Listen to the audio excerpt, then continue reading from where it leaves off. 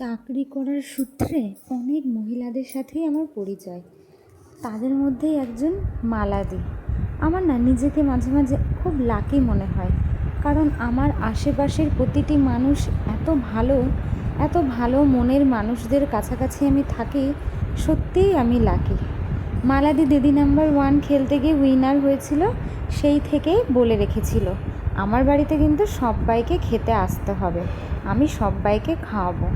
তো যাওয়ার পরে প্রথম কাজটাই তো ছিল আগে ওর গিফটগুলো সব দেখা, ওই আলমারিটা, আর এছাড়াও অনেক গিফট পেয়েছে, একটা বড় টিভিও ছিল। সেগুলো সব দেখার পরে খেতে বসে গেছিলাম আমরা। মানুষের মনে কতটা ভালোবাসা থাকলে তারা অন্যদেরকে এত যত্ন করে খাওয়াতে পারে।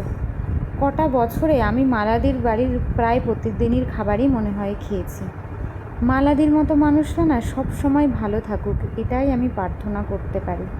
এত ভালোবেসে বাড়ির সকলে মিলে এত যত্ন করে এত কিছু রান্না করেছে, আমরা কিন্তু সবাই সবটা খেয়ে শেষও করতে পারিনি। আর শেষ পাতের এই সিমইয়ের কথা না বললেই নয়, আমি আবার চেয়েও নিয়েছিলাম অনেকটা। আর ছোটোবেলাতে বোন আর আমি প্রচুর আসন সেলাই করেছি, আমার ছোটো মাসির কাছ থেকে আমরা শিখেছিলাম সেগুলো। এখন চোখে যন্ত্রণা করে বলে না আর করতে পারি না। মাল্লাদির বাড়িতে গিয়ে দেখছি ওদের বাড়িতেও আসন আছে, তো টুক করে একটু বসে পড়েছিলাম আসনটা সেলাই করার জন্য। আর এই যে সকলে মিলে একসঙ্গে বসে গল্প করে খাওয়া দাওয়া।